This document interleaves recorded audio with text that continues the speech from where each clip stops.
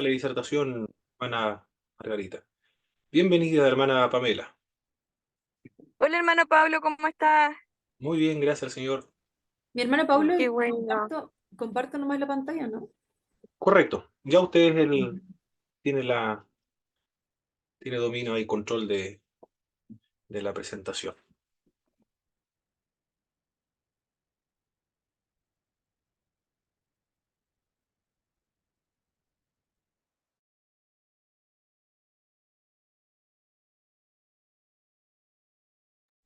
Usted, hermana Margarita, entonces va a tener que autorizar, parece, cuando ingrese los demás hermanos.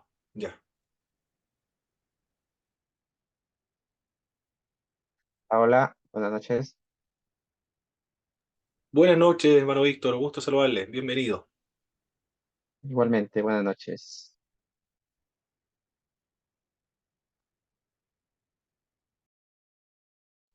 Mi hermano Pablo, eh, ¿se ve la pantalla? ¿No? Correcto. ¿Se ve? Se está viendo, ¿Está ¿sí? bien? Ya, Exactamente. ya. Muy buenas tardes a todos. ¿Se escucha también, cierto? Ya. Fuerte y Muy claro. buenas tardes a todos. Los saludo en el amor de Dios. Mi nombre es Margarita Isabel Kirberg Acuña. Y en esta tarde me corresponde exponer sobre la defensa de la fe, de la era de los Martínez.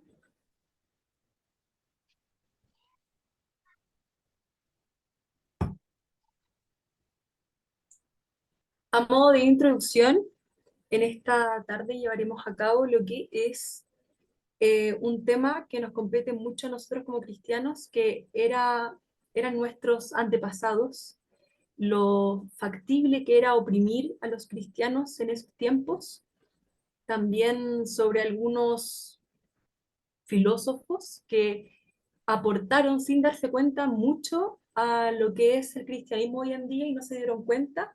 También vamos a hablar sobre los apologistas, quienes eran defensores de la fe cristiana.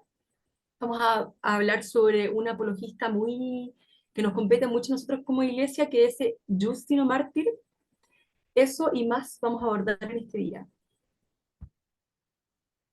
Bueno, aquí podemos ver lo factible que era oprimir a los cristianos en estos tiempos.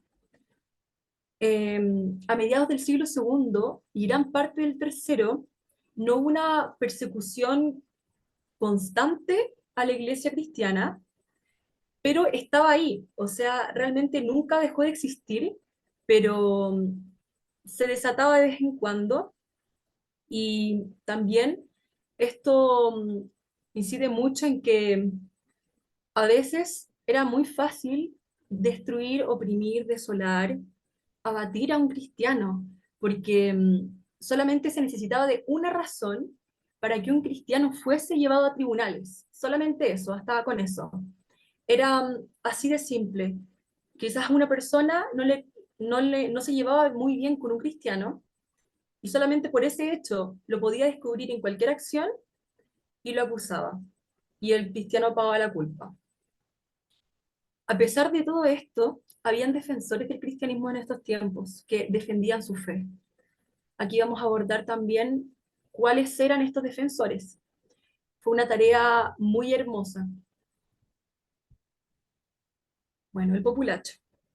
Esta era la persona que, al influirse por los rumores cristianos, o sea, acerca de los cristianos, se dejaba llevar por ellos, se creía todos estos rumores y calumnias, y deseaba lo más vil para los cristianos, que se les reprendiera, que se les condenara, que se les encerrara.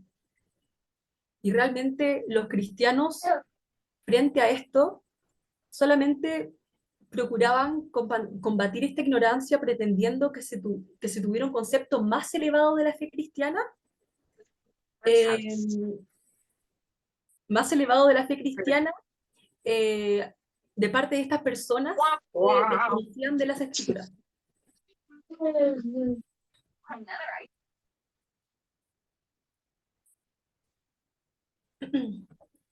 Bueno, y realmente los cristianos no querían como afrontar a estas personas, pero sí tenían que afrontar su pensamiento, porque sabían que si es que estas personas que los calumniaban tenían una, un concepto verídico acerca de lo que era el cristianismo, estas personas podrían dejar de hablar y de opinar ¿Cuál?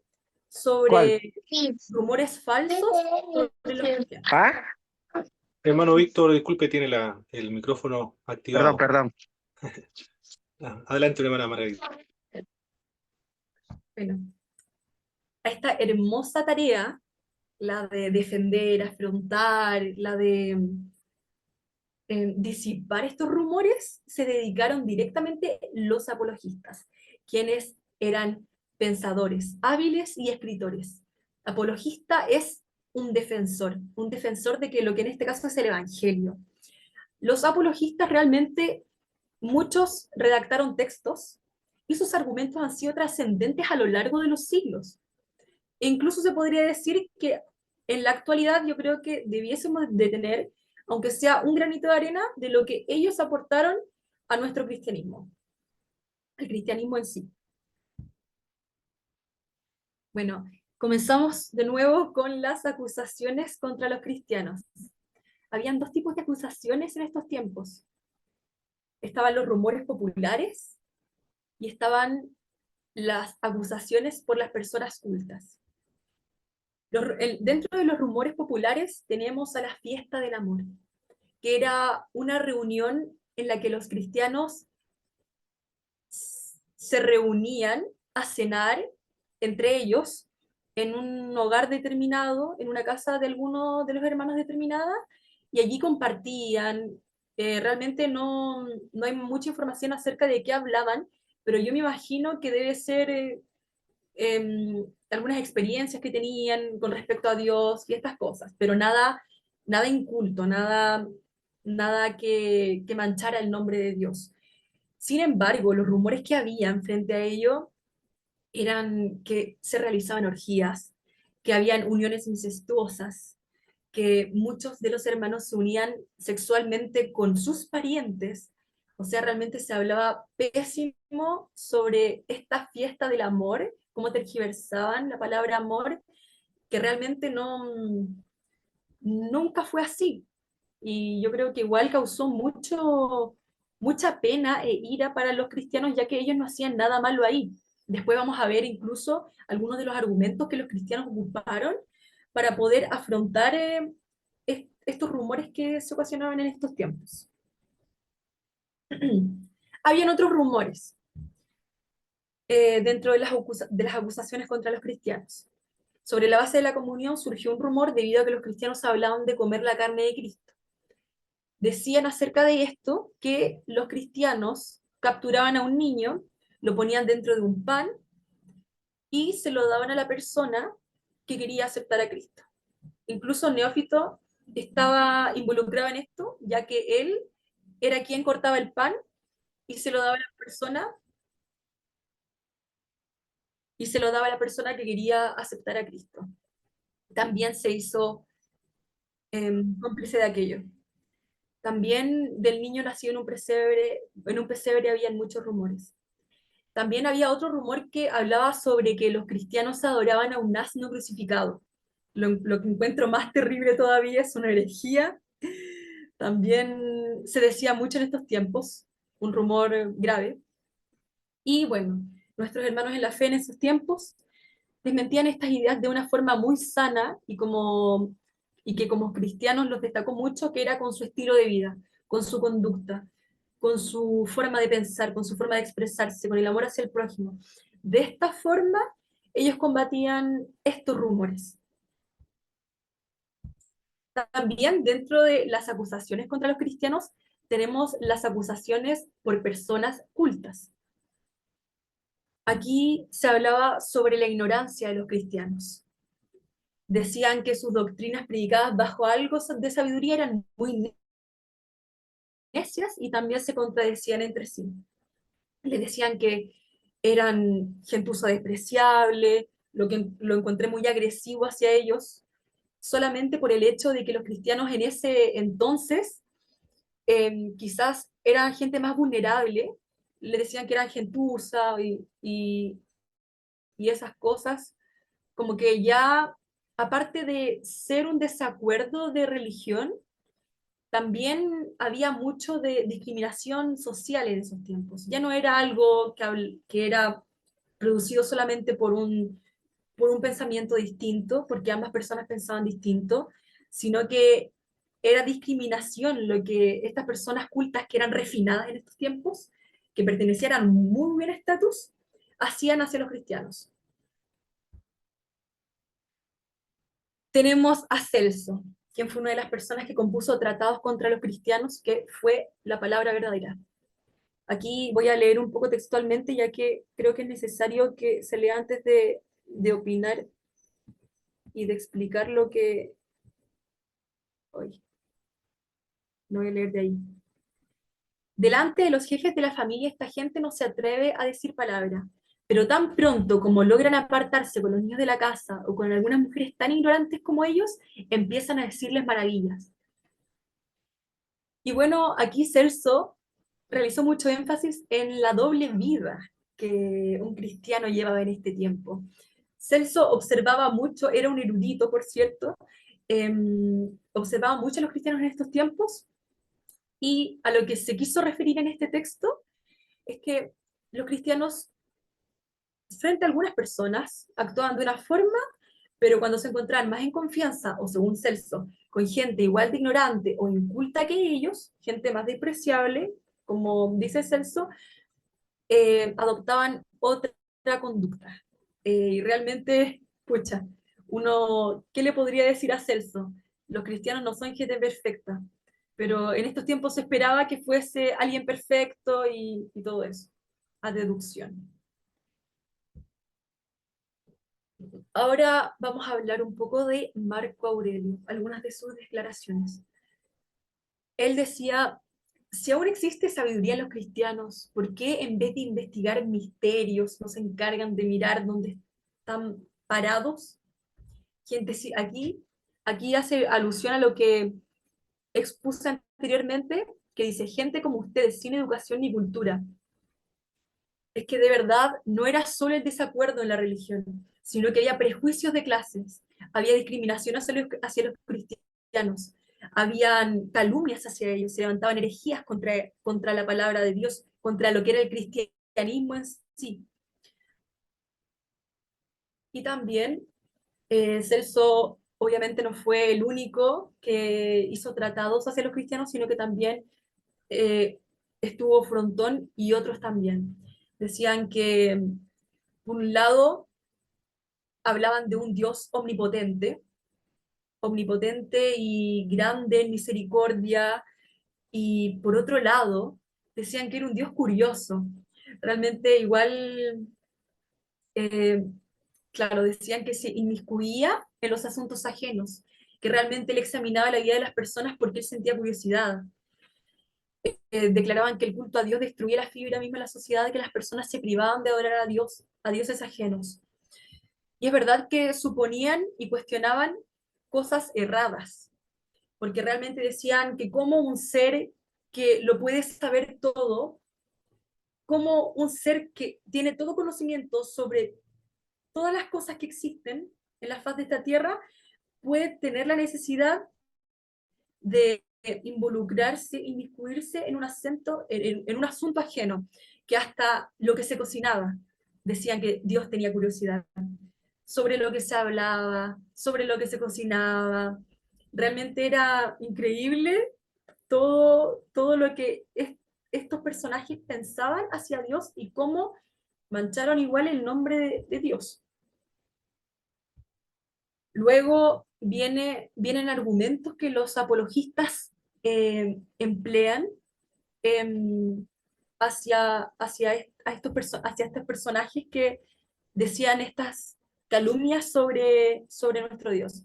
Tenemos a Celso Frontón y otros todavía. Cuestionaban que si realmente Jesús era el Hijo de Dios o Dios mismo, ¿por qué fue crucificado? ¿Por qué no les hizo nada a sus enemigos? ¿Y por qué visitó la tierra? ¿Solamente porque tenía algo de curiosidad?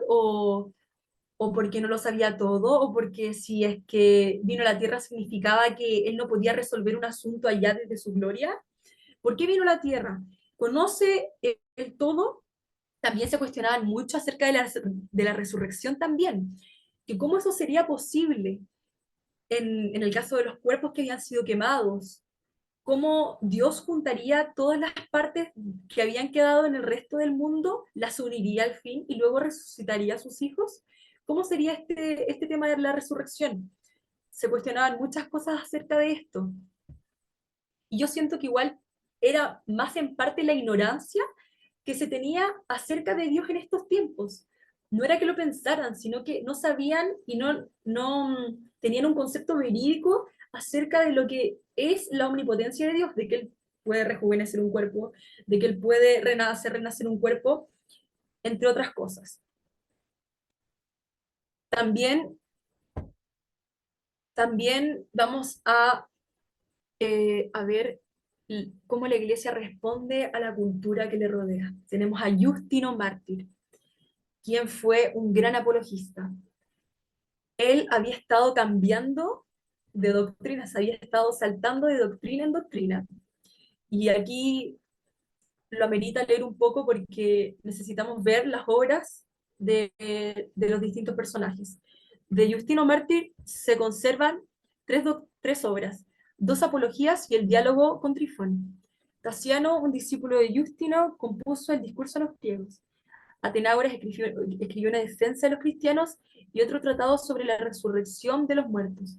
Teófilo, 3 libros a Autólico.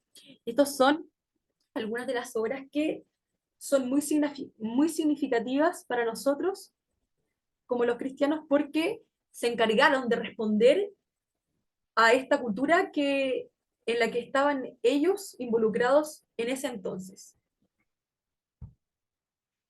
Fe cristiana y cultura pagana. Los cristianos del siglo II discutieron el asunto de la relación entre su fe y la cultura pagana. Los cristianos concordaban en que no se debía de hacer culto a los dioses. Todos estaban de acuerdo en eso. También concordaban en que había que abstenerse de ciertas cosas, como quizás idolatrías, eh, cosas paganas, y también difirieron ante la cultura clásica pagana.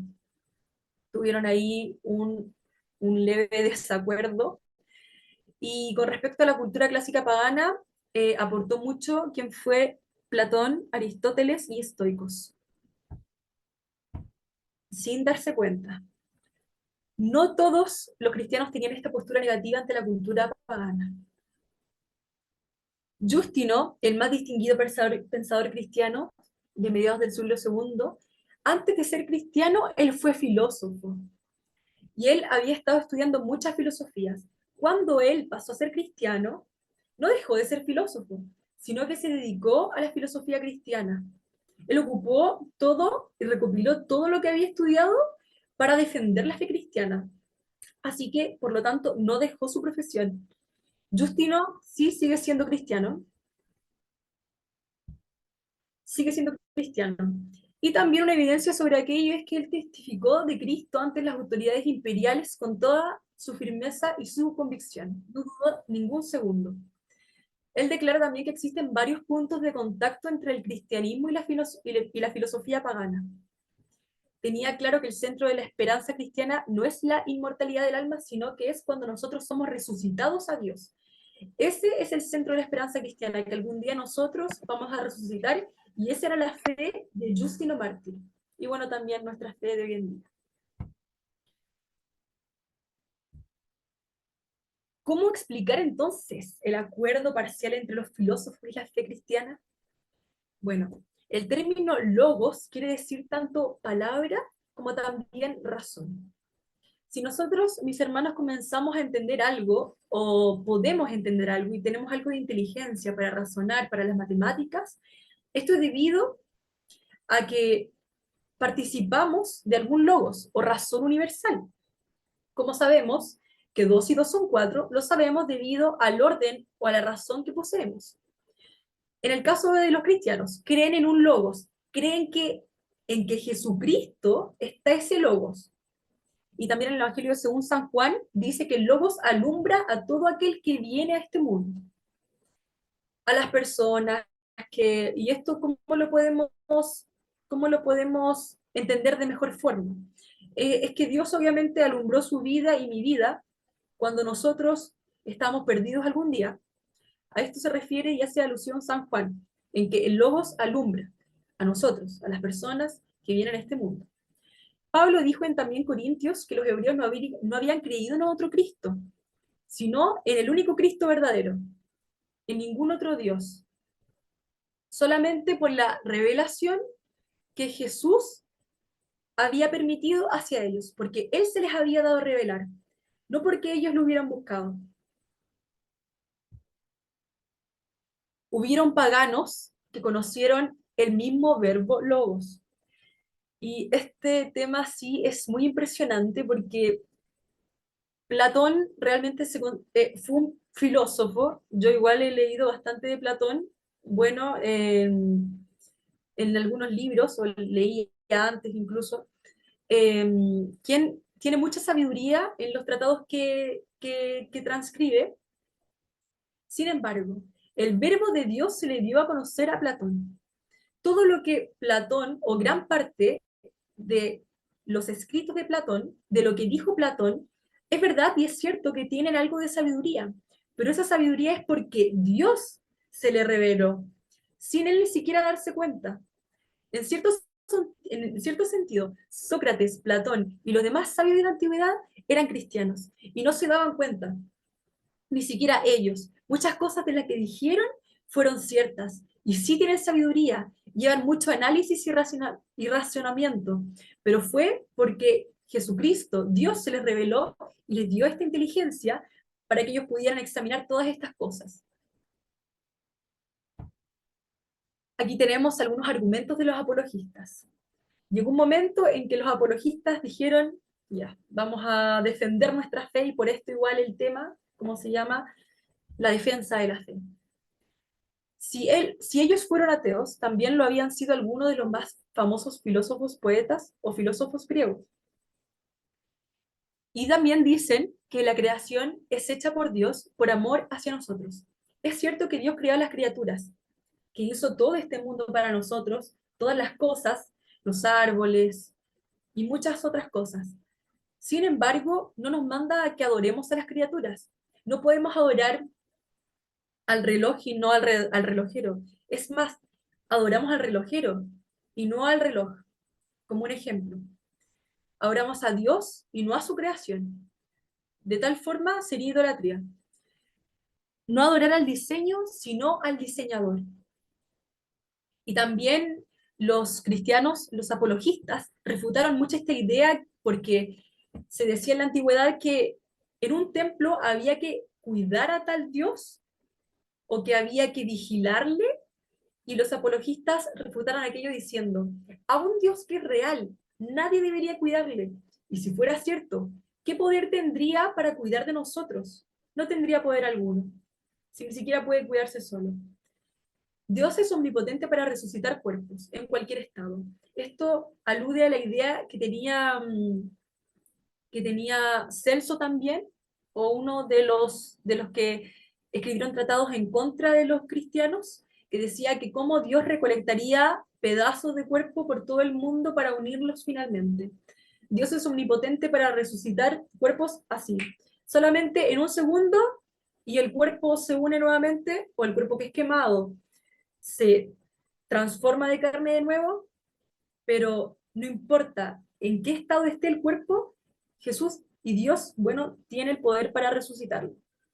Es imposible también que en la fiesta del amor los cristianos hayan realizado orgías también, o uniones incestuosas, porque los apologistas decían, cuando nuestra lucha por la santidad es radical, o sea, ellos cuidan hasta sus pensamientos, es un cambio desde adentro hacia afuera. No, no es algo solamente de acciones. Obviamente estas acciones, orgías, nunca las cometieron los cristianos. Pero ¿cómo ellos iban a realizar orgías si realmente la consagración a Dios, decían los apologistas, analizando esto, tiene que ver mucho en lo que es nuestra mente, de llenar de nuestra mente Dios, como dice también la Biblia, amarás al Señor tu Dios y con toda tu mente también. En esto podemos aplicar el argumento de los apologistas. También cómo podrían realizar algún homicidio los apologistas, o los cristianos en ese entonces. Obviamente estaba prohibido para ellos. ¿Cómo lo realizarían si ellos predicaban realmente, o ellos pensaban que era malo, y seguramente no querían que siguiese ocurriendo? ¿Cómo ellos iban a realizar un acto con el que no estaban de acuerdo? Y también los apologistas decían que igual el ser cristiano ayudaba en sí mucho al pueblo, porque ellos le pedían al Dios divino, al Dios que tiene toda autoridad sobre toda cosa.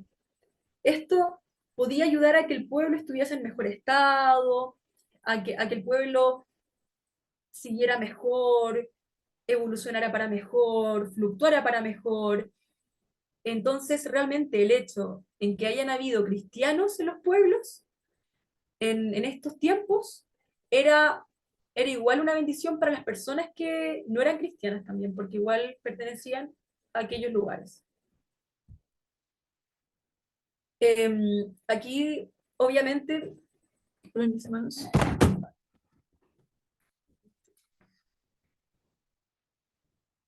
Realmente yo opino y defiendo la, algunos de los argumentos que tenían estos hombres que escribían tratados contra Dios, ya que en nuestra defensa existía mucha ignorancia a quién era Dios en ese entonces. Ellos no conocían bien sobre la omnipotencia de Dios. Ellos decían todas estas calumnias y se formaban todas estas herejías, y yo opino que era debido a la falta de información y a la ignorancia de la religión cristiana de quién era Dios, de qué era capaz de hacer Dios. Ellos desconocían todas estas cosas, y es por esto que suponían muchas cosas y las escribían en tratados, cosas que quizás a ellos no les cuadraban.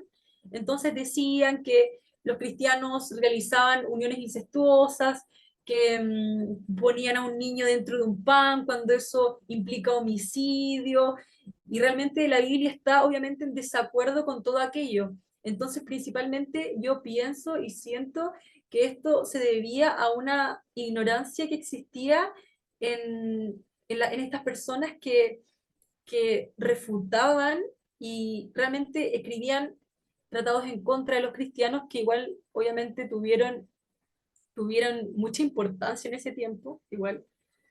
Y también siento que muchos de los filósofos creían y también no se dieron cuenta de que Dios se les estaba dando a conocer.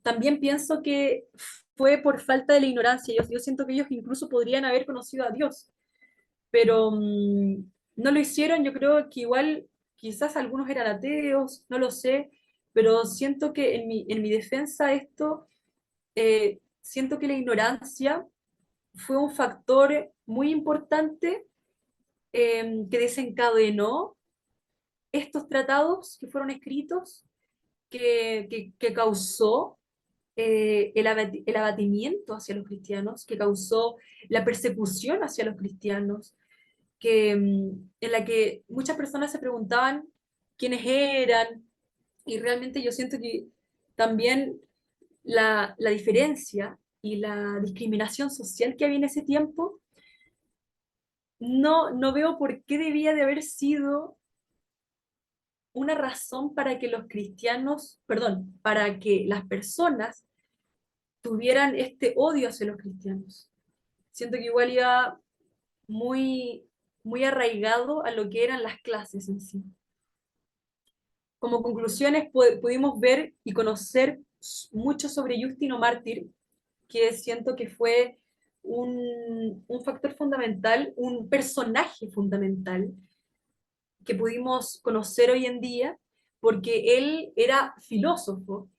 Y hoy, bueno, hoy en día existen muchas opiniones con respecto a la filosofía.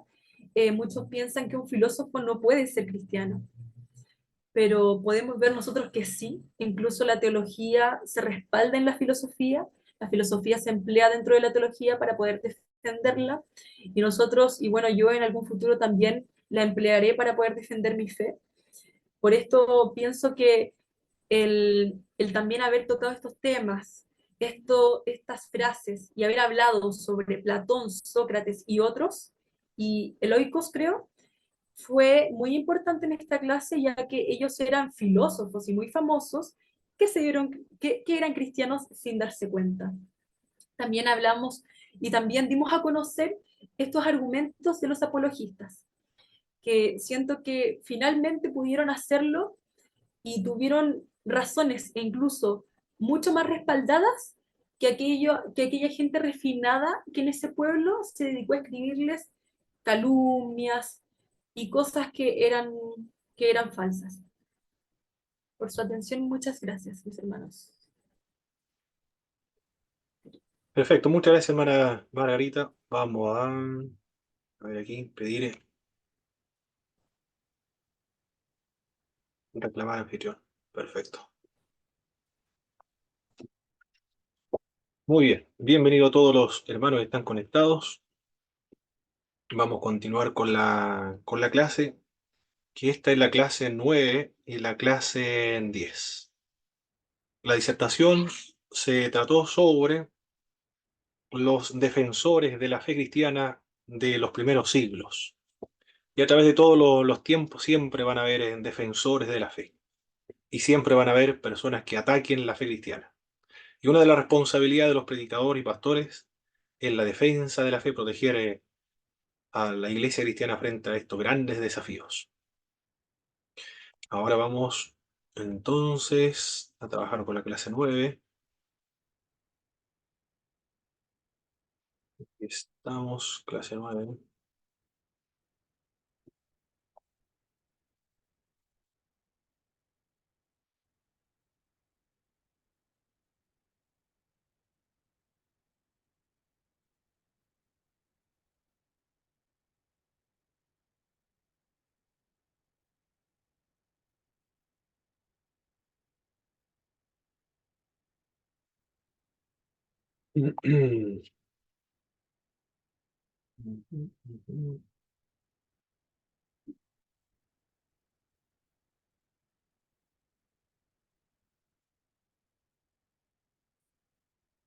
Estamos en Inglaterra, nos vamos ahora. Saltamos del siglo segundo a la época de la Reforma Protestante del siglo XVI, pero en una zona geográfica en particular que es Inglaterra. La Iglesia Anglicana.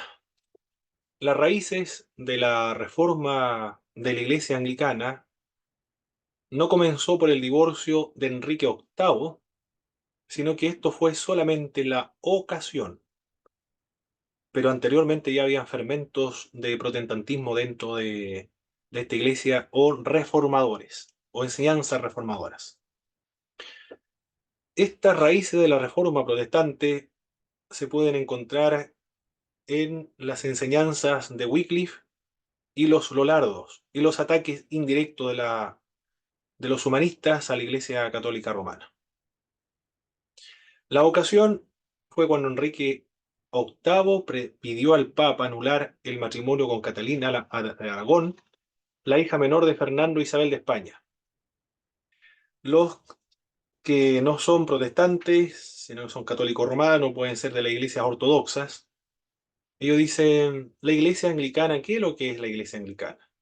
¿Por qué existe la iglesia anglicana?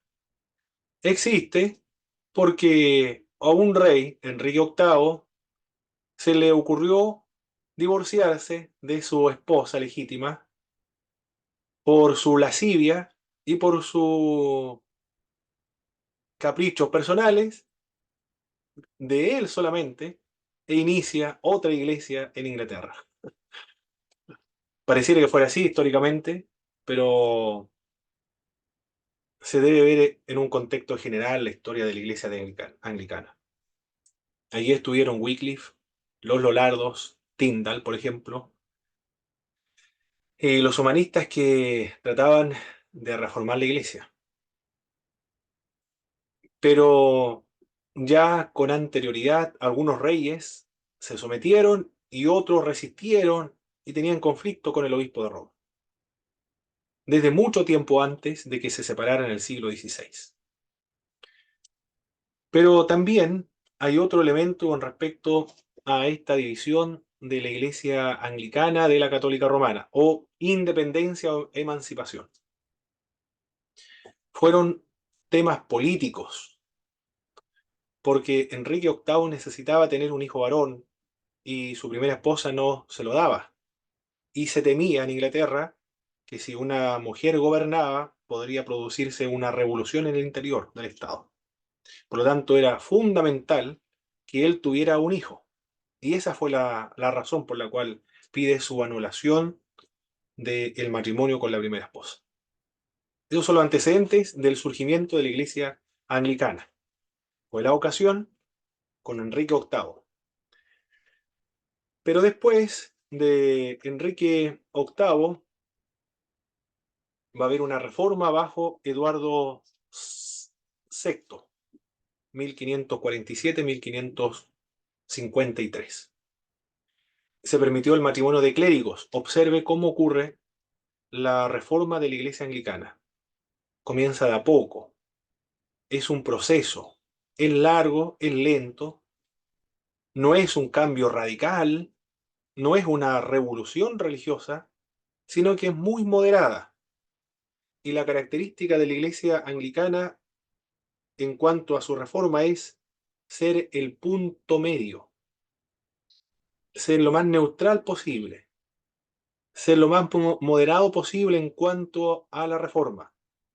Y ellos se consideran hasta el día de hoy, por esta política del punto medio, de ser entre católico y ortodoxo, y está en la mitad con el protestantismo. Está como entre medio. No son ni católicos romanos, ni tampoco son protestantes. De hecho, el nombre oficial de la iglesia anglicana es Iglesia Católica Apostólica Reformada. Con el sucesor de Enrique VIII, Eduardo VI, ahora esta iglesia, que es nacional, pero que es católica nacional, solamente cambia el jefe de la iglesia. Anteriormente el jefe de la iglesia era el obispo de Roma, pero ahora el jefe de la iglesia es Enrique VIII. Lentamente se va a producir algunos cambios dentro de esta iglesia. Se va a permitir, con Enrique VI, el matrimonio de los clérigos. Ahora los sacerdotes se pueden casar. Y se aseguró también el gobierno real sobre la iglesia en Inglaterra. En el año 1549 se preparó e hizo circular el primer libro de oraciones del rey Eduardo VI. El libro de oraciones son la liturgia de la iglesia anglicana. Y también prescribe algunas oraciones para ser recitadas o rezadas o oradas, no sé cómo denominarlo esto, oradas, porque ya son protestantes, si anglicanos, rezadas, en la mañana, al mediodía, en la tarde, en la noche, para Navidad, para Semana Santa, para Cuaresma, para diversos eventos o fiestas religiosas de la iglesia anglicana. Son oraciones que todos los anglicanos del mundo, por lo menos de esa época, y eso es lo que se estimaba, pudieran a una cierta hora tomar el libro de oración y leer lo que estaba en ese libro. Le ayudaba a orar con ese libro. Es muy importante porque uniformó en ese sentido al anglicanismo y se divorcia en ese sentido ya del catolicismo romano, con Eduardo VI. Pero después de Eduardo VI viene María. El libro Los mártires de Fox, por Jorge Fox, que existió en esa época. Se refiere a María como María la Sanguinaria, porque era una fanática católica. Intentó volver nuevamente al seno de la Iglesia Católica y lo logró. Se sometió nuevamente la Iglesia Anglicana al seno de la Iglesia Católica Romana, el 30 de noviembre del año 1554. Ella era la hija de la primera esposa de Enrique VIII. Por lo tanto, ella estaba, pero tenía un espíritu, había acumulado durante todo ese tiempo un espíritu vengativo. Estaba despechada. Quería vengarse de todos sus enemigos, que eran todos protestantes. Porque Enrique VIII se separó por temas políticos, pero y aprovechó los protestantes y llevar a cabo una reforma. Por lo tanto, persiguió, encarceló, exilió, confiscó las propiedades de los protestantes, torturó y mató, asesinó a todos los protestantes que encontró. Muchos de ellos huyeron. Fueron quemados cientos de protestantes o reformadores protestantes. Pero vuelve al catolicismo romano el 30 de noviembre de 1554. Pero como es una mujer, como todos los seres humanos, no son inmortales. Pasó su tiempo, gracias al Señor no fueron tantos años, 5 años de gobierno nada más, bajo la providencia de Dios, porque si hubiese tenido la misma vida de la reina de Inglaterra anterior, ¿cómo se llamaba? Isabel II creo que se llamaba, ¿cierto?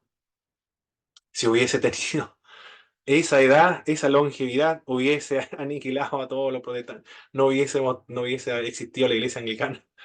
Vivió poco tiempo para aniquilar a los cristianos protestantes evangélicos. Después viene otra mujer, Isabel, en 1558 a 1603 va a gobernar ella. Fue la hija de Enrique con Ana Bolena, la segunda esposa de Enrique VIII. Fue la última de la línea Tudor. Ordenó nuevamente el uso del segundo libro de oraciones de Eduardo II con algunas enmiendas. Nuevamente vuelve a uniformar la devoción de los anglicanos. Cuando hablamos de anglicano nos referimos a la Iglesia Nacional de Inglaterra, cuya máxima autoridad en esa iglesia, el jefe de la iglesia, hasta el día de hoy, es el rey o la reina. Pero cuando se habla de rey o reina de la Iglesia de Inglaterra, el soberano, el jefe, solo para efectos externos y políticos, territoriales. No vaya a pensar usted que es la autoridad religiosa interno de la Iglesia Anglicana, porque no es así. No tiene control ni poder para poner ni deponer obispos, sacerdotes o creación de algunas provincias. Eso es un gobierno interno dentro de la Iglesia. Solo para efectos externos y políticos y territoriales, él es el jefe, con la finalidad de que no haya una injerencia exterior de otra iglesia en Inglaterra. Eso lo menciona un autor del libro Los 39 artículos de fe comentados de la Iglesia Anglicana. En 1559, con considerable oposición del Parlamento, se aprobó la legislación que reconocía a Isabel como suprema gobernadora de la Iglesia, y aún con mayor poder eclesiástico que su padre. En 1570 fue excomulgada por la Iglesia Católica Romana, pero ella ya no es católica romana, es protestante, de modo que esa excomunión no tiene ningún sentido. Es como si a nosotros los protestantes, el Papa, se le ocurriera excomulgarnos si nosotros no somos parte de la Iglesia Católica Romana. En esta misma época, Justo González tiene una frase, cuando está analizando la historia, dice, y así estaban las cosas, para referirse en ese periodo. Y así estaban las cosas, y después comienza a hablar de otro tema o introducir otro tema. Se refiere a los puritanos. Surgen los puritanos. ¿Quiénes eran los puritanos? No sé si usted ha escuchado hablar acerca de los puritanos, mis hermanos, mis pastores. ¿Han escuchado hablar de los puritanos en algún momento? Sí, porque sí. Muy bien. ¿Qué ha escuchado de los puritanos, hermano Félix? No sé si son, bueno, son, si son son como más consagrados, eh, y no sé si son los mismos que se escaparon a los montes, como eh, los a los, a ver, ¿cómo decir la palabra? Como que se cuidaban, preservaban más las cosas de Dios. Ah, muy bien. Sí, tenían esos elementos, los puritanos, y ahora ponga atención en las características de los puritanos, los puede anotar porque ahí luego voy a preguntar qué elementos del puritanismo nosotros tenemos como herencia, aprovechando que los puritanos son de Inglaterra y ellos son de la iglesia anglicana, intentaron realizar algunas reformas, pero sin embargo podemos encontrar en ellos nuestras herencias espirituales. Ellos demandaron la eliminación de los elementos papales en el culto.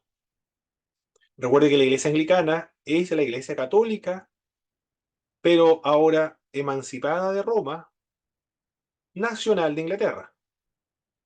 Pero algunos dijeron, esta reforma o esta independencia de la iglesia de Roma es la misma, es la continuación de la iglesia romana. Aunque ya los sacerdotes se pueden casar, pero es la misma iglesia católica. Debemos reformar la iglesia. Debemos eliminar todo elemento del catolicismo romano. Por lo tanto, eliminar los elementos papales en el culto, como la adoración a la hostia. Por eso es que la reforma fue lenta. Los católicos romanos creen en la transubstanciación. Por lo tanto, la iglesia anglicana continúa con la misma idea, transubstanciación. Pero los puritanos dijeron, no le vamos a dar adoración a la hostia, porque esa hostia no se convierte en el cuerpo real de Jesucristo, literal, o esencial, sustancial. Es un pan nada más. Cristo está presente allí, pero no está realmente presente. Por lo tanto, no se le debe dar culto de latría a esta hostia. En la Santa Cena tampoco nos vamos a arrodillar para tomar la Santa Cena.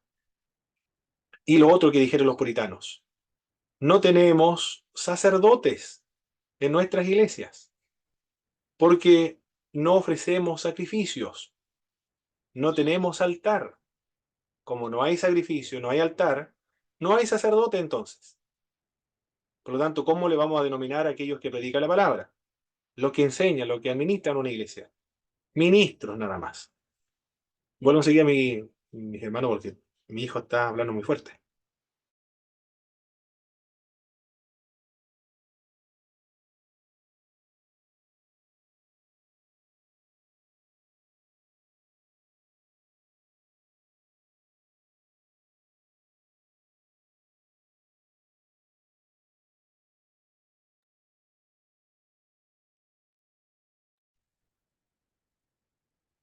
En Ministro, todo caso, hermano Pablo, yo no se escuchaba a su hijo, así que a mí me desconcentra mucho. Yo tengo ah, déficit atencional. Vuela una mosca y me desconcentro.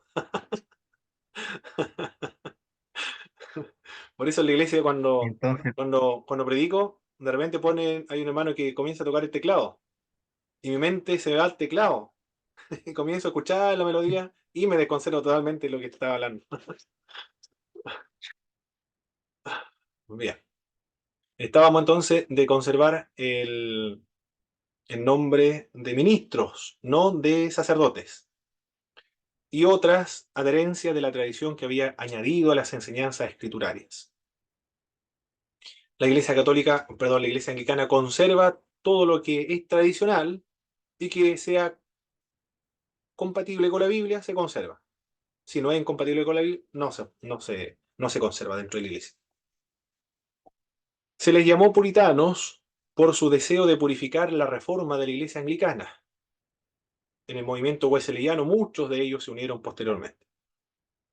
Justo González, en su libro, y varios hermanos han leído a Justo González, hermano Félix creo que leyó a Justo González, hermana Margarita también leyó a Justo González.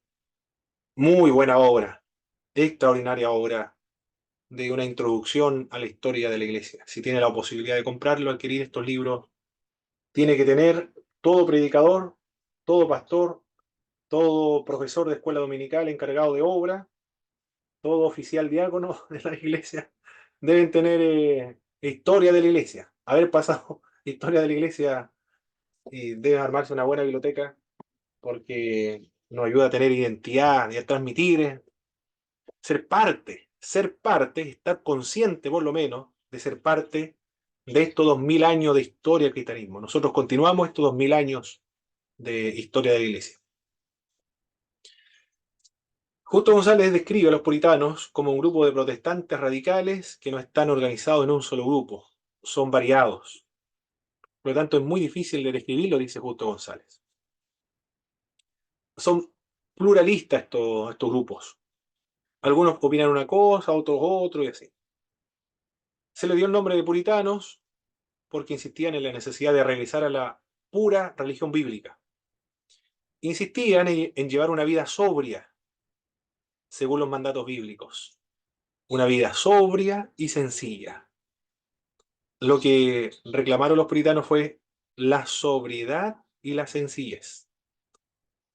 Por lo tanto, todo lo lujoso, lo pomposo, lo extravagante en el culto de una iglesia, ellos le causaba un escándalo. Los puritanos en una iglesia neopentecostal de hoy día, de la doctrina de prosperidad, serían sus grandes enemigos. Porque lo de la doctrina de la prosperidad dicen que el evangelio es prosperidad, no es pobreza. ¿Cómo vamos a ser pobres teniendo un Dios tan rico? Dios es el dueño del oro y de la plata.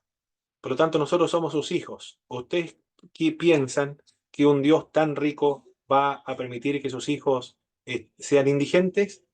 Entonces ellos demuestran que el evangelio es prosperidad, ostentando relojes Rolex, por ejemplo, hospedándose en los mejores hoteles, teniendo los trajes más caros.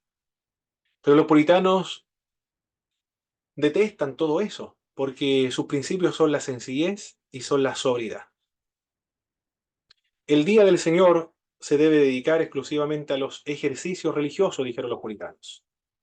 No se deben llevar a cabo otras actividades que no tengan relación con la fe cristiana, el día del Señor, que es el día domingo. Pero no todos eran rigurosos en cuanto a dedicarle el día domingo a la cosa del Señor, sino que algunos eran también sabatistas dentro de los puritanos. Los adventistas, por ejemplo, tienen raíces también de el puritanismo. Tienen raíces, los adventistas del séptimo día, que igualan el día sábado, del metodismo, del movimiento wesleyano. Y arminiano también. Son arminianos en ese sentido los adventistas del séptimo día. Porque tiene influencia de acá de John Wesley. Obviamente no todos eran sabatistas, algunos. No se oponían absolutamente al alcohol porque algunos de ellos bebían moderadamente, pero sí se oponían a la embriaguez de parte de los ministros del Evangelio. Era típico en esa época que los ministros del Evangelio, los clérigos, se emborracharan. No era un escándalo para la iglesia anglicana. Bebían hasta perder la conciencia. Lo llevaban al hombro a los ministros. Pero ellos se oponían severamente ante esto, a los vicios del clero. Se oponían entonces al alcohol, a beber en exceso hasta embriagarse. Atacaban el teatro. Los cristianos no van al teatro, decían los puritanos, porque en el teatro no edifica espiritualmente las almas. En el teatro hay chistes de doble sentido, grosería, palabras soeces, y los cristianos no deben estar en estos lugares. No deben practicar los deportes el día del Señor. En general, todas las costumbres licenciosas, todas estas costumbres, ellos la rechazaban. Aunque estos grupos no concordaban entre sí, por lo general se inspiraban en las ideas de Juan Calvino, de Ulrico Zwinglio y los demás reformadores protestantes. ¿Qué elementos, mis hermanos, qué elementos de los puritanos existen en nuestras iglesias? De acuerdo a lo que le comenté.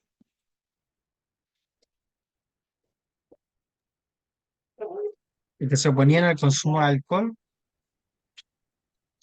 Me dice una, por ejemplo. claro. La eliminación también de algunos elementos papales, por ejemplo, la hostia, digamos, eso no. Correcto. No creemos en la transubstanciación, eso viene de Ulrico Zwinglio también. Los puritanos tienen influencia de Ulrico Zwinglio, la Reforma en Ginebra. Antiguamente, en la época de los 70, no se permitía ni siquiera el jugar a la pelota. Era pecado el jugar a la pelota.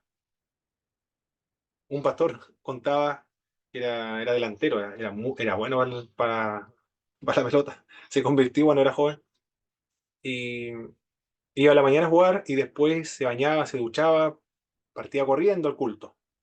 Siempre llegaba un poco atrasado, pero llegaba, porque estaba convertido. Pero no quería abandonar el fútbol porque le gustaba. Entonces un día dijo que hizo un gol y sintió tanta alegría que salió gritando en la cancha, recorrió toda la cancha, ¡Gloria a Dios! Y le dio tanta vergüenza que nunca más fue a jugar. Así se retiró del fútbol.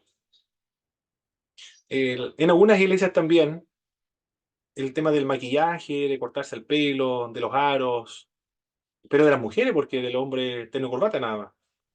El- la forma de vestir, ser sobrio y sencillez, y lo sencillo, en algunas iglesias se enseña. Bueno, eso son herencias de estos grupos, de los puritanos.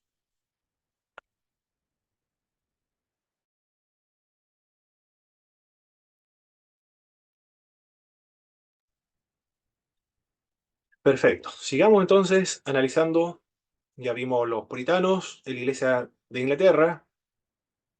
Ahora nos vamos con el avivamiento católico romano, porque eso fue el catolicismo romano, un avivamiento.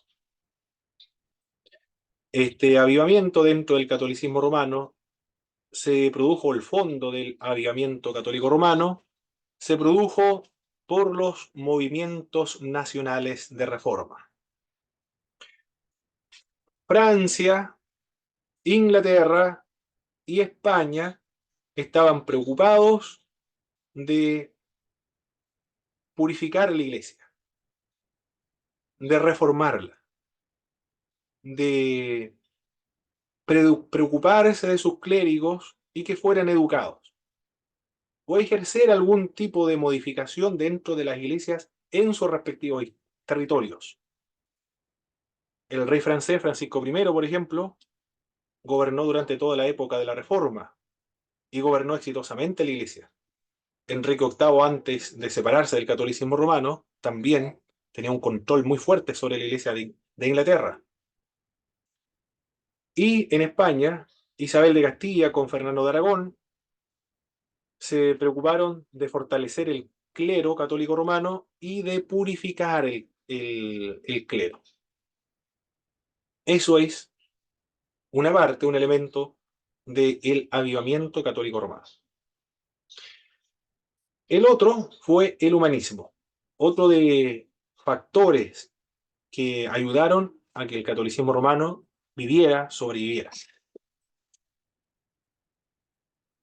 Erasmo de Róterdam era un humanista sobresaliente. Sugirió un plan para la clase apropiada de reforma.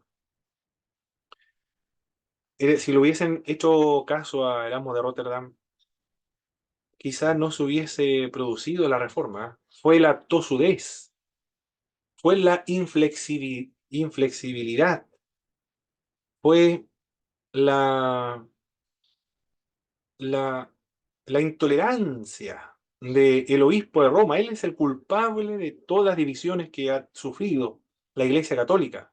se opuso a la reforma, a cualquier reforma, y todos los obispos de Roma se opusieron a la reforma. Porque Desiderio de Erasmo de Rotterdam sostenía que los sacerdotes sencillamente fueran educados de la manera correcta, y que entonces enseñaran a la gente un tipo puro de cristianismo. Estaba preocupado de la educación del clero. Sin embargo, los esfuerzos de Erasmo no triunfaron. En el mismo año en que Lutero clavó sus 95 tesis en Wittenberg, en la Universidad de Wittenberg, en Italia, un grupo de católicos romanos fundaron una sociedad denominada el Oratorio del Divino Amor, una sociedad devocional con el propósito de profundizar en la vida espiritual y eliminar los abusos del clero.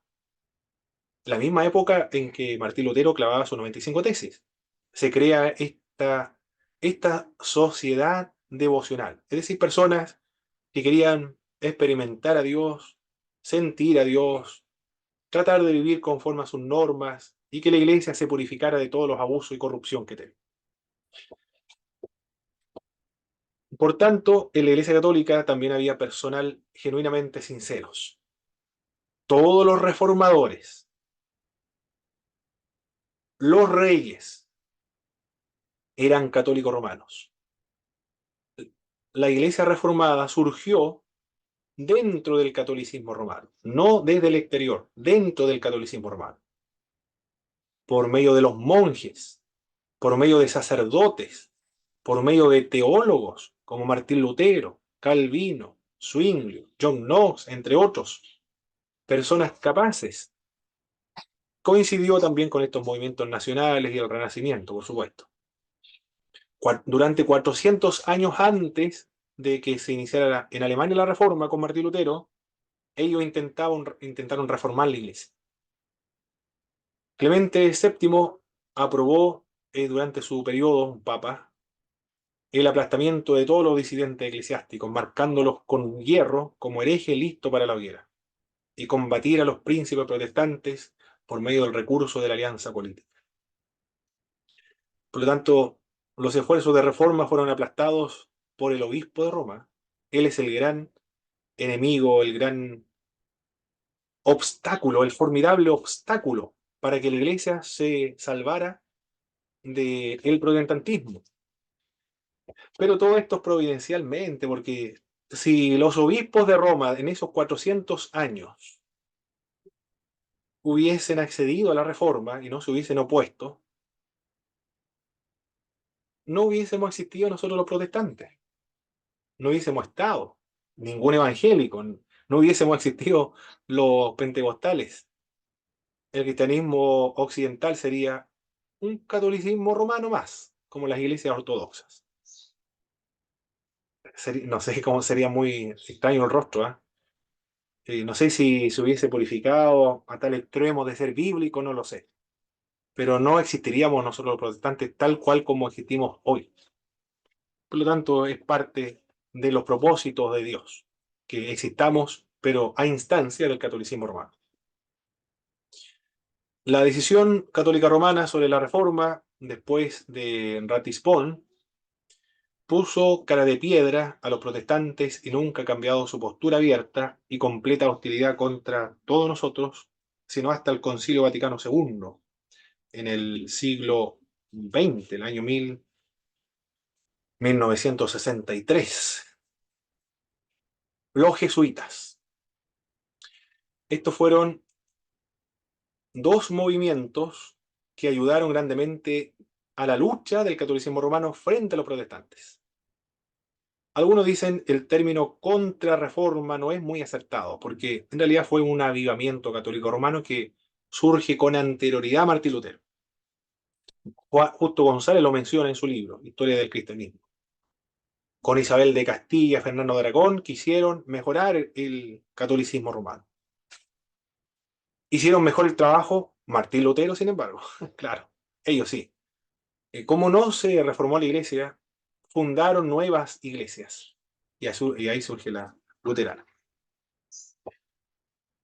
Los jesuitas. ¿Quién fue los jesuitas? Vuelvo enseguida, mis queridos.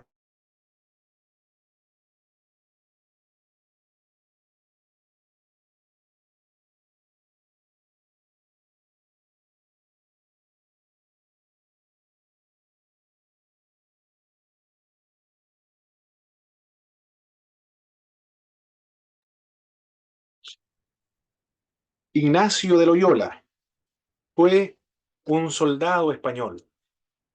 Combatió en importantes batallas de la historia de la humanidad contra los turcos, turco-otomanos.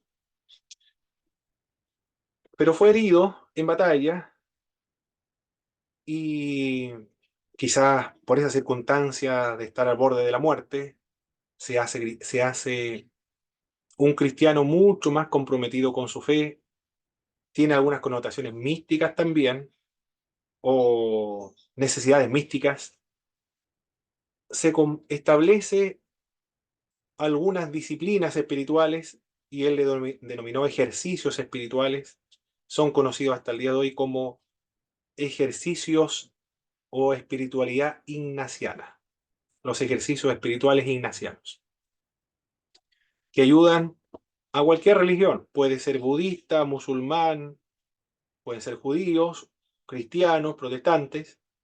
Cada persona que realiza los ejercicios espirituales o sí, ejercicios ignacianos va a ser una persona mejor comprometida con su religión o con su fe. Observe esta formidable arma, instrumento del catolicismo romano para su defensa frente al protestantismo. Los jesuitas. Los novicios debían ser probados mediante difíciles servicios por un periodo de 2 años. Después de 2 años de servicio, eran promovidos para ser eruditos, educados en la enseñanza eclesiástica como en la secular. Los jesuitas, la característica de ellos es la educación. Son muy educados. Después de esos 2 años, se destinan a ser educados en religión y en lo secular. El siguiente paso, después de adquirir una buena formación, en su ascenso era el de adjutor. Es de adjutor hasta el día de hoy. Este oficio se daba a los que eran escogidos y cuidadosamente preparados para servicios particulares. Entre estos servicios incluían los maestros, los profesores, profesores de escuela básica, en esa época, no sé si en enseñanza media, enseñanza superior, profesores, de todos los niveles, desde lo básico hasta universitario, con la finalidad de promover el catolicismo romano. Esa es la finalidad. Y eruditos, es decir, nadie podía competir contra ellos en temas de educación y preparación. Sacerdotes también, se promovían a sacerdotes, misioneros, grandes misioneros, eran jesuitas. Si estas personas son realmente poderosísimas, esta orden de los jesuitas. Funciona como una orden militar, porque él era militar. Y algunos principios, usted se va a dar cuenta que son muy similares a los militares. En esta idea de la especialización. Sacerdotes, misioneros, también, conferencistas y consejeros. En todas esas áreas eran profesionales. La palabra que los identifica más grande de los jesuitas, o en el jesuitismo, es la palabra obediencia. Una obediencia ciega. Ellos hacen un voto de obediencia, como todas las órdenes católicas romanas, de castidad y de pobreza. Pero acá los jesuitas fomentaron el de obediencia. El jesuita hace absolutamente todo lo que le mande su autoridad. Y ellos no protestan, ni se quejan, ni reclaman, porque están preparados para eso. Esta obediencia ciega demandaba una renuncia a la conciencia individual. como un soldado, ¿ah? El soldado lo mandan a hacer una actividad y lo hace. No, no le preguntan si está de acuerdo o no. Lo mandan, no tiene que hacer lo que le piden, ¿no? Un jesuita igual. Del mismo modo, una norma moral inaceptable de los jesuitas son la doctrina del probalismo. ¿A qué se refiere la doctrina del probalismo? Cualquier proceder puede ser justificado si se encuentra una autoridad en su favor. Si lo mandan, por ejemplo, a robar, el jesuita lo va a hacer y no va a tener ningún problema, porque hay una autoridad superior sobre él que lo mandó a robar, aunque sea cristiano. Un jesuita puede mentir, no hay ningún problema de conciencia con respecto a eso. No debe arrepentirse de ningún pecado de mentira, porque hay una autoridad sobre él, una autoridad a su favor. Puede cometer asesinatos, no lo sé, no sé si cometió un asesinato, tortura quizá la Inquisición, no, eso no lo sé. Pero como lo mandó un superior, no hay ningún problema de conciencia. Eso es uno de los principios moral inaceptables de los jesuitas. La otra es la del intencionalismo. Si la intención es buena, deben pasarse por alto otras consideraciones. Es decir, el fin justifica los medios. Podemos realizar cualquier actividad, cualquier acción con tal de obtener el resultado. Eso justifica todos los medios que nosotros ya realizamos. Es como si los jesuitas estuviesen en una guerra. Todo vale. Absolutamente todo se puede hacer con tal de ganar una guerra. Recuerde que él fue un soldado español. Por lo tanto, sus principios, lo más probable es que sean los mismos que aprendió en el ejército cuando combatía contra los turcos. La otra, la de las reservas mentales. No tiene que decirse necesariamente toda la verdad, aunque esté bajo juramento. Estos fueron los jesuitas. Se caracteriza por la obediencia ciega y por la educación. Despierta la envidia de parte de las otras órdenes del catolicismo romano. Las otras órdenes, como los agustinos, por ejemplo, y otros, dicen los jesuitas son personas muy arrogantes, muy orgullosas, todos ellos son iguales. Y los jesuitas se defienden, dice, ¿qué culpa tenemos nosotros que nos gusta estudiar? Es solamente envidia que tienen las otras órdenes. No se llevan muy bien los jesuitas, ni siquiera dentro de las órdenes del catolicismo romano, pero una labor extraordinaria la que realizaron en misiones y combatir o defenderse frente a los protestantes. Ellos se introdujeron en los colegios luteranos en el siglo XVI con finalidades subversivas. Por lo tanto, mintieron, engañaron, levantaron a los mismos luteranos, dijeron, yo soy profesor de religión y profesor secular también, enseño lenguaje, matemática, filosofía, historia en los colegios luteranos. Se supone que un colegio luterano, un colegio confesional, solamente un luterano puede hacer clase allí. Presénteme su antecedente, sus documentos. Aquí está mi documento, yo soy protestante, aquí está mi bautismo, asisto a esta iglesia, yo y estudié también teología en un seminario luterano, yo hago clase de religión también, si usted necesita un profesor de religión, también hago clase de religión. Y resulta que era un jesuita, y enseñaba catolicismo romano, y, y daba algunas orientaciones subversivas para que los niños y los jóvenes se levantaran contra los mismos luteranos. Impresionante lo que hacían los jesuitas, ¿eh?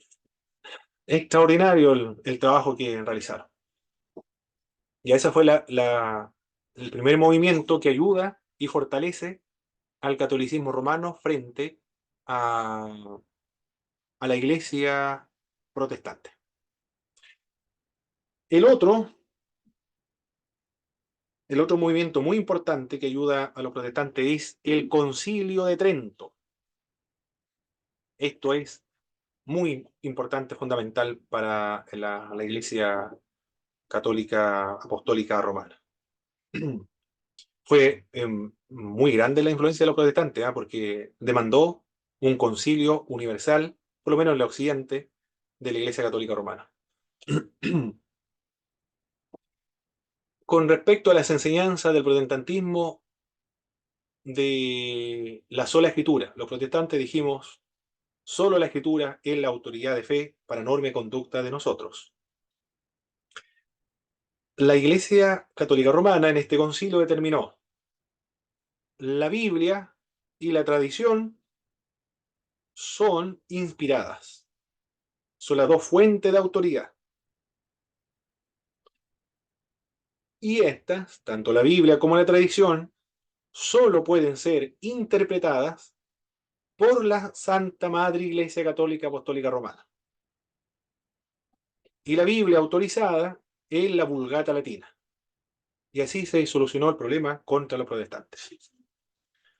Si hay diferencia con el catolicismo romano es por esa razón. Porque, aparte de la Biblia, tienen otra fuente de autoridad inspirada también, considerada por ellos, que es la tradición. Respecto a la justificación por medio de la fe, porque ese es el caballo de batalla de los protestantes, la justificación por medio de la fe. El catolicismo romano dijo que la justificación es solo inicial. Después el creyente debe obrar por medio de la esperanza, por medio de la caridad, debe hacer buenas obras. No es solo por gracia, o la obra no lo hace solo Dios, sino que también el creyente debe colaborar con Dios para su salvación. También, dijo la Iglesia Católica Romana, tiene que obrar por medio de los sacramentos. Por medio de los sacramentos se derrama o es depositada o es conducida la gracia de Dios. Y estos sacramentos, que son medios de gracia, solo pueden ser impartidos por un sacerdote oficialmente ordenado por la Iglesia Católica Romana. En un sentido, es por gracia, pero esa gracia tiene que recibirse por medio de los sacramentos. Eso estableció el catolicismo romano y son 7 sacramentos. Se pronunció muy bien y con mucha claridad contra los protestantes, o las enseñanzas principales fundamentales de las iglesias protestantes. Los sacerdotes, estos fueron los resultados que se produjo, debían conocer sus Biblias, deben ser capaces también de predicar. Observe cómo ha cambiado la situación ahora gracias al Concilio de Trento. Los sacerdotes conocen su Biblia, son capaces de predicar un sermón. Un control episcopal mucho más fuerte en las parroquias. Mejorar la educación de los clérigos. Ser más cuidadoso en la selección de los clérigos. Recuerde que anteriormente los cargos eclesiásticos se compraban, esto se le denominaba simonimia. Se vendía los cargos eclesiásticos al mejor postor. En cambio ahora se selecciona con más cuidado a los sacerdotes. Y todos los sacerdotes deben ser educados muy bien. Se hizo hincapié en la disciplina y en la moralidad. Anteriormente el clero era corrupto, inmoral, supersticioso. En cambio ahora ya se va a enfatizar la disciplina y la moralidad. La doctrina de los protestantes se anatematizaron. Son todas doctrinas malditas según el juzgar de las iglesias católicas romanas. Se anunció un canon autorizado de las escrituras que incluían a los libros apócrifos o deuterocanónicos. La Iglesia Católica dice hasta el día de hoy, los evangélicos, ¿por qué razón eliminaron algunos libros de la Biblia?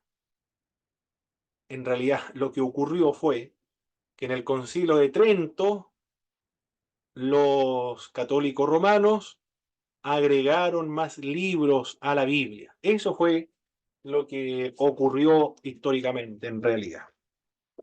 ¿Qué libros se oficializaron allí? el libro de Tobit, Judith, Esther, los libros de Macabeos, Eclesiástico, Baruch, son algunos libros que fueron introducidos a la Biblia católica. Eso fue lo que realmente ocurrió. Si Casiodoro de Reina Valera, perdón, Casiodoro de Reina y después Cipriano de Valera van a traducir también los libros apócrifos, para los católicos son deuterocanónicos. Casiodoro de Reina fue para no despertar sospecha del clero católico romano de ser una Biblia protestante. Esa fue la finalidad. Y Cipriano de Valera señala que los libros apócrifos no son inspirados, por eso que lo dejó en una sección aparte. Además, Casidoro de Reina está siguiendo el mismo orden de la Septuaginta para traducir. Después va a desaparecer porque no fueron considerados inspirados nunca por los reformadores protestantes. Y la Vulgata Latina también tiene los libros apócrifos, pero la Vulgata Latina fue traducida por Jerónimo en el siglo IV. Pero Jerónimo también nunca estuvo de acuerdo y a regañadientes incluye los libros apócrifos en la Vulgata Latina. Eso fue lo que ocurrió realmente.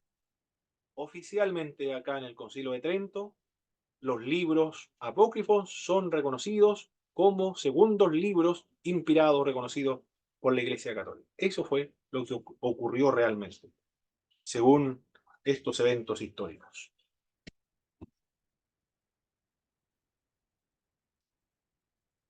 El, el catolicismo romano, por lo tanto, que llega a nuestras tierras en el año 1492, a América, fue un cristianismo pretridentino, porque esto se llevó a cabo en el año 1540 y tanto en adelante.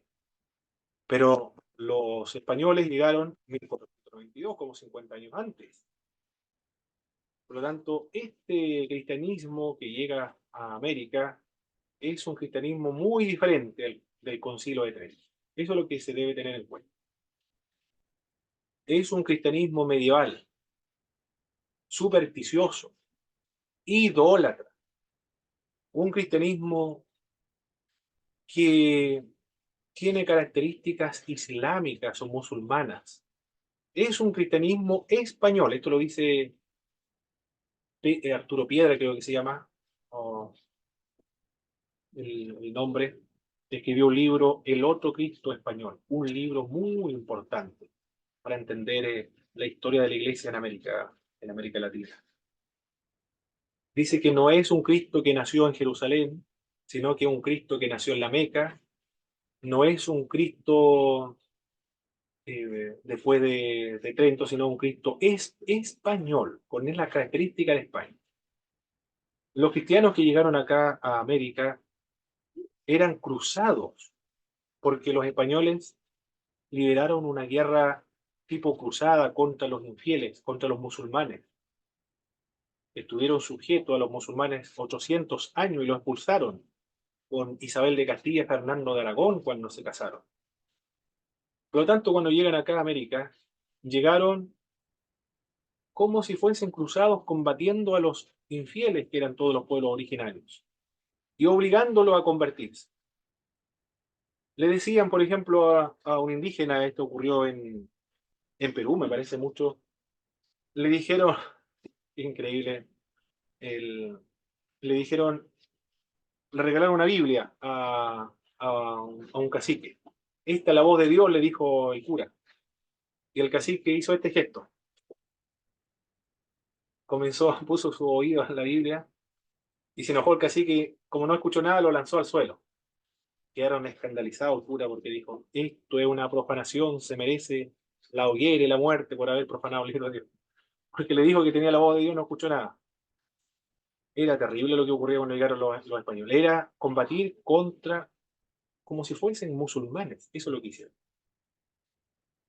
Por eso que el cristianismo latinoamericano es un cristianismo sincrético, un cristianismo medieval, un cristianismo idólatra, supersticioso, porque un cristianismo, el primer cristianismo que llega acá es pretridentino, muy diferente al cristianismo europeo, alemán, francés, italiano u otro, que son mucho más educados porque el Concilio de Trento educó a los curas, pero anteriormente en absoluto.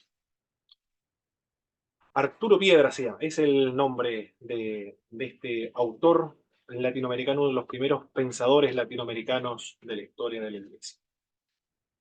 Perfecto, mis queridos hermanos, vamos a descansar un momento, una media hora. A las 9 en punto regresamos nuevamente y ahora vamos a apagar la cámara. Nada más, no se van a salir de la sala, solamente la cámara y el micrófono y en media hora más nos volvemos a ver. Nos vemos, mis hermanos.